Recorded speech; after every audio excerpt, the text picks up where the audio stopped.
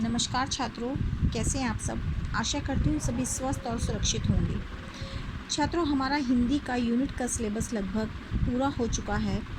तो आज की हिंदी कक्षा में मैं अपना यूनिट के सिलेबस की दोहराई करूँगी।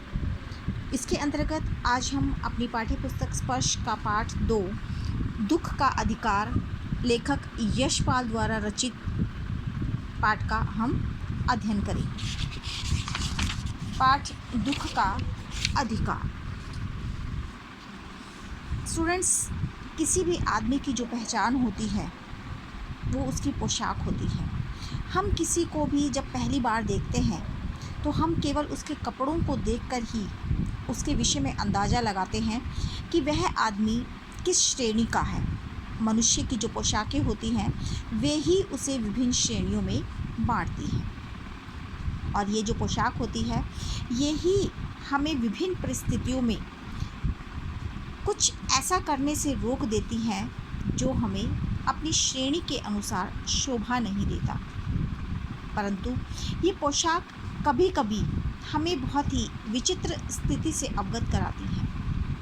जिस तरह से वायु की लहरें कटी हुई पतंग को सहसा ज़मीन पर नहीं गिरने देती, उसी तरह खास परिस्थितियों में हमारी पोशाक हमें झुकने से रोके रहती है। अर्थात जिस तरह से जब हम पतंग उड़ाते हैं, आकाश में वो उड़ रही होती है बहुत ही ऊंची, अचानक जब वो कट जाती है तो एकदम से धरती पे नहीं गिरती। उसको धरती पर आने में कुछ समय लगता है। इसी तरह से हमारी पोशाक भी हमें विभिन्न परिस्थितियों में एकदम से ज़मीन पर नहीं झुकने देती, वह हमें रोके रखती है। इस पाठ का हमारा जो लेखक है यशपाल, वो उच्च श्रेणी से हमारा इस पाठ का लेखक यशपाल जी उच्च श्रेणी से संबंध रखते हैं। और वह एक दिन बाज़ार में जा रहे थे कि अचानक उनकी नज़र फुटपाथ पर बैठी एक महिला पर जाती है, जिसके सामने बिक्री के लिए कुछ खरबूजे उसने एक टोकरी, डलिया यानी टोकरी में रखे हुए थे। और वह अधेड़ उम्र की महिला अपने घुटनों पर सिर रख कर फकक फकक कर रो रही थी। अब जो लेखक था वो बड़ी ही विचित्र स्थिति में आ जाता है कि एक तो इस अधेड़ उम्र की औरत ने खरबूजे बिक्री के लिए रखे हैं, दूसरी तरफ वह रो रही है, क्योंकि अक्सर कोई भी व्यक्ति दुकान पर बैठकर रोता नहीं है। परंतु लेखक जो था वो उस बुढ़िया की स्थिति को देखकर बड़ा ही कश्मकश में पड़ जाता है। आस पड़ोस की दुकानों पर बैठे लोग उसे बड़ी ही घृणा से देख रहे थे। अब लेखक के मन में एक व्यथा उठती है कि किस प्रकार स्त्री के विषय में वह जाने। आसपास के लोगों से पूछने पे पता चलता है कि अभी कल ही स्त्री का एक 23 बरस का जवान बेटा जिसकी मृत्यु हो गई है। घर में इकलौता वही कमाने वाला था। उसके बेटे का नाम था भगवान। बाजार के लोग उस स्त्री के बारे में घृणा से बातें कर रहे थे। एक आदमी बड़े ही घृणा के साथ कहता है कि क्या जमाना आ गया है, जवान लड़के को मरे अभी पूरा दिन भी नहीं बीता और ये बेहया दुकान लगा के बैठी है। सभी अपनी अलग अलग बातों से उस बूढ़ी स्त्री को घृणा से देख रहे थे, घृणा भरी बातें कर रहे थे, परंतु उसका सहारा कोई नहीं बन रहा था। सामने फुटपाथ पर खड़े एक आदमी ने दिया सिलाई यानी माचिस की तीली से अपना कान खुजाते हुए कहा कि अरे इन लोगों का क्या है, ये कमीने यानी बुरे लोग, जो गरीब होते हैं उनको हमारा समाज बुरे लोगों के नाम से जानता है। बुरे लोग, बेटा बुरे लोगों का मतलब ये नहीं कि जो बुरे काम करते हैं, उनकी नज़र में जो गरीब है वो बुरा है। हमारा जो उच्च समाज है वो ये सोच रखता है।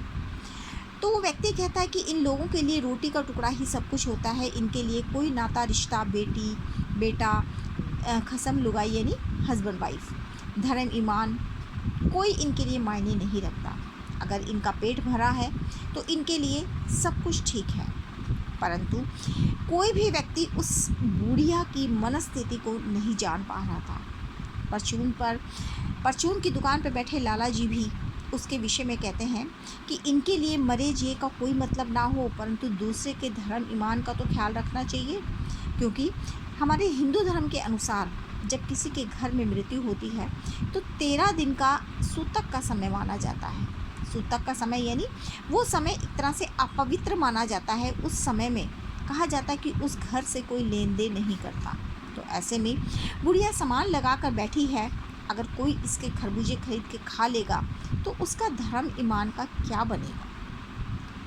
अब जो लेखक था लोगों की बातें सुन रहा था और उनके द्वारा लेखक को पता चल चुका था कि बुढ़िया के जवान पुत्र की मृत्यु हो गई है। घर में बहू है, पोता पोती है, और जो बहू है वो बुखार से तप रही है, पोता पोती भूखे बैठे हैं।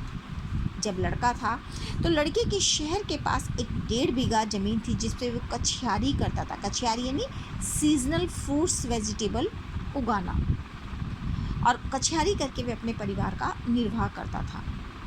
परंतु परसों अभी सुबह सुबह जब बेटा मुंह अंधेरे बेलों से खरबूजे चुन रहा था तो अचानक गीली मेड़ की तरावट में विश्राम करते हुए सांप पर लड़के का पैर पड़ा और सांप ने उसे डस लिया।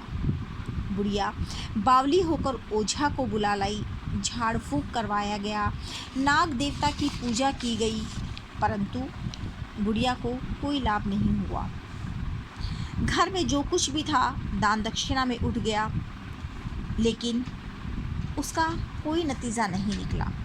अंत में भगवाना स्वर्ग सिधार गया। बहू और बच्चे भगवाना से लिपट लिपट कर रोए, परंतु जो भगवाना एक बार चुप हुआ तो दोबारा ना उठा। अब कहा जाता है कि जो जिंदा आदमी होता है वो नंगा भी रह सकता है, परंतु मुर्दे को नंगा कैसे विदा किया जाए। इसीलिए बुढ़िया अपने बेटे को विदा करने के लिए बजाज की दुकान से कपड़ा खरीदने के लाती है। बजाज यानी जो कपड़े बेचने वाला होता है, कपड़ा खरीद के लाती है, जिसके लिए उसे अपने हाथों की चूड़ियाँ बेचनी पड़ती हैं, क्योंकि घर में जो भी सामान बचा था वो पहले ही उसके इलाज पे खर्च हो चुका था। अब भगवाना तो चला गया, परंतु अब घर की जो आर्थिक स्थिति थी वो बिल्कुल ही डावाडोल हो चुकी थी। घर में कुछ नहीं बचा था।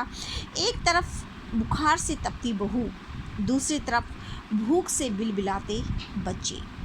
बुढ़िया बेचारी क्या करती। सुबह जो भगवाना ने खरबूजे तोड़े थे उन्हें इकट्ठा करती है, बच्चों को कुछ खरबूजे खाने को देती है और रोते रोते उन खरबूजों को बेचने वह बाज़ार में आती है। परंतु कोई भी उसको नहीं समझ रहा, कोई उसे उधार देना भी नहीं चाहता, क्योंकि सभी ये सोचते हैं कि घर में एक ही कमाने वाला बेटा था, वो भी चला गया, उधार कौन लौटाएगा। अब जो बुढ़िया थी वो बहुत ही बेबस हो चुकी थी। लेखक बुढ़िया की कहानी जानने के बाद लेखक के दिमाग में पिछले साल की एक घटना आती है जो उसके पड़ोस में घटी थी। उसके पड़ोस में एक सम्राट यानी अमीर महिला के पुत्र की भी मृत्यु हो गई थी। 2.5 मास 2.5 मंथ तक वह पलंग से ना उठी। 15-15 मिनट के बाद वह अपने पुत्र वियोग में उसे मूर्छा आ जाती थी। मूर्छा यानी बेहोश हो जाती थी। 2 डॉक्टर उसके सिरहाने खड़े थे। पूरे शहर भर की आंखें नम थी कि इस बेचारी के साथ बहुत बुरा हुआ। क्यों? क्योंकि उसके पास दुख मनाने का अधिकार था। उसके पास इतना पैसा था कि वो बैठ के आराम से अपने पुत्र का वियोग कर सकती थी। दूसरी तरफ गरीब बुढ़िया को दुख मनाने का भी अधिकार नहीं था। वह दुख कहाँ से मनाती, क्योंकि उसके मन में तो अपने परिवार को रोटी देने की विचारधारा चल रही थी। किस तरह से वह अपने परिवार की भूख मिटाए, किस तरह से अपनी बहू का इलाज कराए। लेखक इसे बेचैनी में आगे की ओर बढ़ता जा रहा था। उसके कदम अनजान राहों की ओर उठ रहे थे। वह सोच रहा था कि क्या समाज में शोक और गम मनाने के लिए भी सहूलियत चाहिए? दुखी होने का भी एक अधिकार होता है। छात्रों, किसी गरीब को अगर चोट लग जाती है तो वो उस चोट को भी इग्नोर कर कर अपने काम में लगा रहता है। दूसरी तरफ एक अमीर को अगर थोड़ी सी ठोकर भी लग जाए तो वो 4 दिन तक पैर को पकड़कर बिस्तर पर बैठा रहता है। क्यों? क्योंकि उसे पता है कि वो अगर एक दिन नहीं कमाएगा तो उसकी रोजी रोटी पे कोई असर नहीं पड़ेगा। तो अंत में छात्रों, मैं आपसे एक प्रश्न करना चाहूँगी कि यदि बूढ़ी माँ भगवाने को बिना नए कपड़े के विदा कर देती तो क्या भगवाना वापस आ जाता? दूसरी तरफ अगर वो झाड़ फूक वाले को ना बुलाकर डॉक्टर के पास जाती तो क्या उसका बेटा ना बचता? तो छात्रों, हमारी समाज की यही सोच हमें कहीं ना कहीं नीचे गिरा देती है। तो उम्मीद करती हूँ ये पाठ आपको अच्छे से समझ आ गया होगा। छात्रों, अगर इस पाठ में आपके कोई डाउट्स हैं या कोई पंक्ति आपको नहीं समझ आ रही तो कक्षा 9वीं की जूम कक्षा में आप मेरे से पूछ सकते हैं। धन्यवाद।